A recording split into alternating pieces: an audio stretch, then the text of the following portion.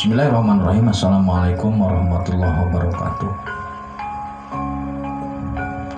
Maha suci Allah, segala puji dan syukur kita panjatkan kepada Allah.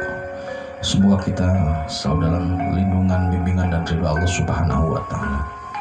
Subhanallah walhamdulillah astagfirullah wallahu akbar.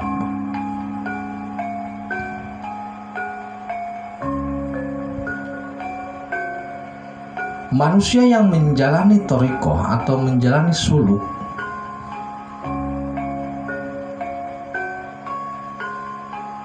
itu memang harus, jadi begini saudaraku,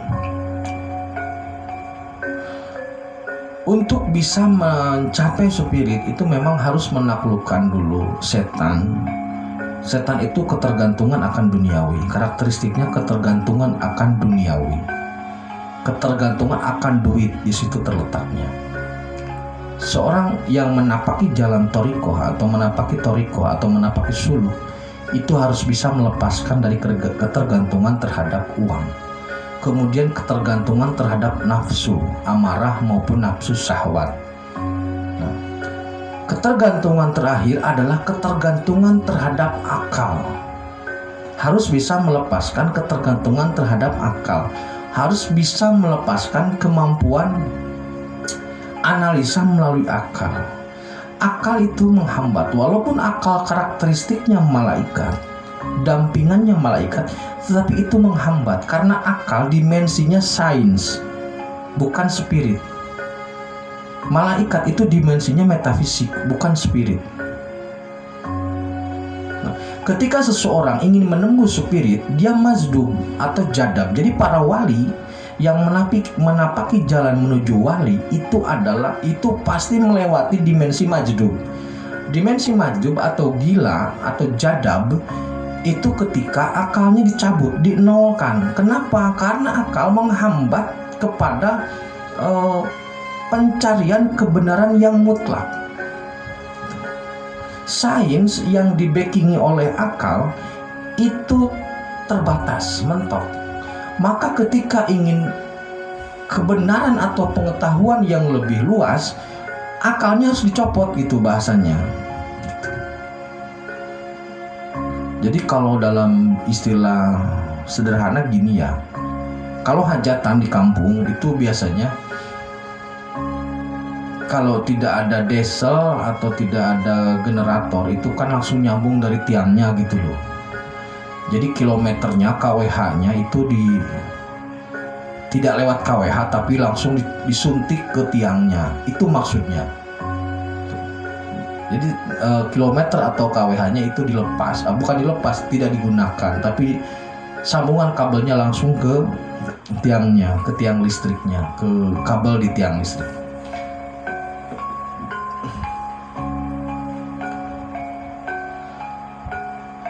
Jadi untuk menapaki jalan kewalian atau suluk, untuk mencapai gerbang ma'rifat, itu memang yang terakhir melepaskan akal, menolkan akal. Itu akal nol. Jadi yang ada adalah rasa cinta, rasa rindu kepada Gusti, mahabbahnya di situ. Namun itu pun tidak terus seperti itu. Karena seorang wali sesungguhnya harus memberi manfaat. Jadi ketika dia ingin mencapai gerbang ma'rifat, itu memang harus melepaskan akal. Nah, setelah lepas akal, setelah lepas tidak bisa berpikir atau jadab, maka dia baru bisa menembus ke sana. Itu dalam video saya tentang sing penting gendeng. Jadi gendeng atau jadab itu memang dilalui oleh setiap para wali dengan pola yang berbeda tentunya.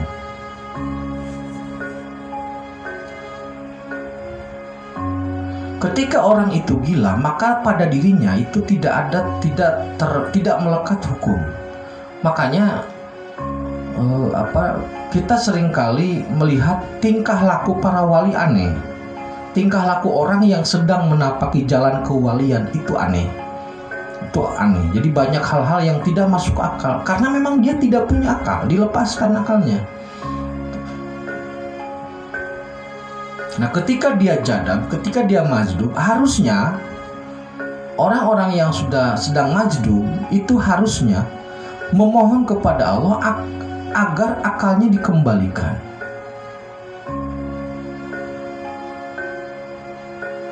Kalau tidak, dia seumur-umur majdub, dan itu tidak ada nilai gitu. Tidak ada nilai. Orang gila itu tidak ada nilai. Maka seorang wali yang kapasitasnya bisa menjadi pemimpin adalah yang bisa melewati itu. Jadi memohon kepada Allah agar akalnya dikembalikan, dan tapi tidak melepaskan rasa cintanya. Jadi cintanya tetap bahkan bertambah, tapi akalnya dikembalikan. Karena walau bagaimanapun akal ini dibutuhkan untuk menganalisa atau dibutuhkan untuk menjelaskan, mempresentasikan segala sesuatu hal terkait dengan spirit. Jika akal tidak ada, sulit menjelaskannya. Semisal begini, seorang wali itu mengetahui bahwasanya besok akan hujan. Kalau parameternya hanya spirit, itu sulit. Basis datanya tidak bisa. Makanya kemudian antara spirit dengan sains itu bisa sinergi. Bentuk sinerginya adalah ketika seorang wali atau seorang menapaki jalan kualin itu mengetahui tentang sesuatu, kemudian diterjemahkan ke dalam hal yang sifatnya sains.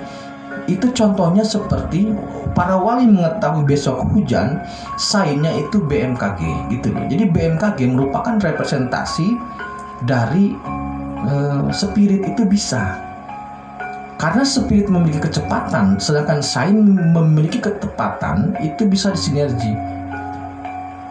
Akal itu dibutuhkan di situ. Untuk mengetahui seseorang itu terkena COVID atau tidak, di spirit sangat mudah, hanya butuh waktu beberapa detik. Tetapi itu harus dijelaskan dengan sains. Di situ. Makanya akal dibutuhkan. Seorang SP, seorang Al-Mahdi yang kapasitasnya pasti wali, sudah melewati itu. Tidak mungkin kalau tidak melewati itu.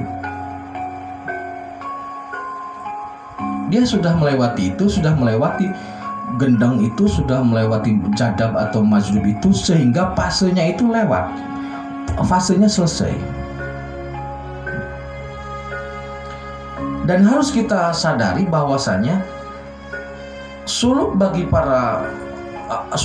orang-orang yang sedang suluk untuk zaman saat ini itu berbeda. Atau maksudnya kita jangan berpikir bahwasanya seorang wali itu harus ada di pinggir kali atau harus ada bertapa dalam hutan. Orang yang menjalani suluk saat ini memang polanya tidak jauh beda atau sama seperti orang yang suluk pada zaman dahulu. Namun secara teknis dan praktisnya atau secara pola menjalankannya itu berbeda, karena memang zamannya sudah berubah. Jadi pola gendengnya sama, pola suluknya sama, tetapi dalam aplikasinya itu memang ada penyesuaian untuk kondisinya, maksudnya begitu. Makanya ada kemungkinan atau bisa jadi para wali itu tersebar di kota-kota besar. Bisa jadi seperti itu. Karena mau hidup di mana lagi? Mau hidup di mana lagi? Jadi kapasitas seorang SP itu adalah kapasitas orang yang derajatnya, atau seorang SP itu kapasitasnya itu wali. Bisa jadi dia wali kutub atau wali penghulu. Nah, kapasitas ini yang memungkinkan dia untuk bisa memimpin 10 alam, yang memungkinkan dia untuk bisa memimpin jagat raya. Karena kalau tidak menggunakan kapasitas ini, kalau tidak sampai pada kapasitas ini, tidak mungkin. Makanya seringkali ada mengklaim saya SP. Diminta untuk mengkonfirmasi seseorang itu masuk surga neraka, tidak tahu. SP harus tahu. Karena apa? Dia mengetahui apa yang sudah, sedang, dan akan terjadi. Kalau kita melihat atau mengulang cerita tentang Robi'ah al-Adawiyah, bahwa dia bersedia menikah jika orang itu tahu bahwa apakah dia akan masuk surga atau neraka, maka dia bersedia menikah dengan orang itu. Nah, itulah yang dimaksud dengan Robi'ah al-Adawiyah bersedia menikah jika hanya dengan wali lagi, karena para wali bisa mengetahui hal itu. Itu terkait dengan wali Allah ya. Kemudian ada semacam pernyataan bahwasanya kalau kita ingin memastikan seseorang itu wali atau bukan, penggal lehernya, darahnya akan wangi. Itu pernyataan yang bodoh menurut saya.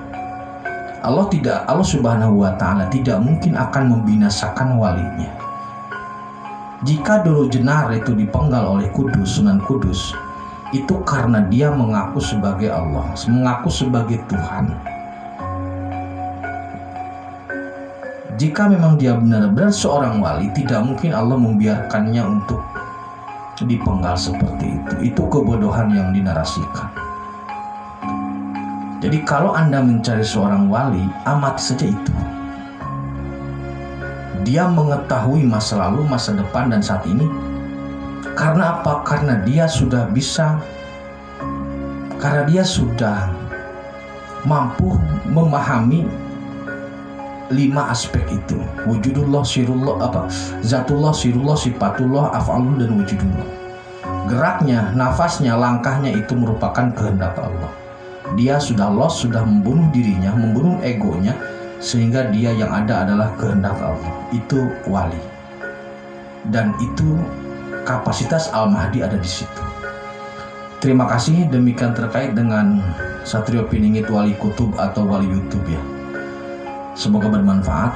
Tetap tingkatkan iman amal soleh. Assalamualaikum warahmatullahi wabarakatuh.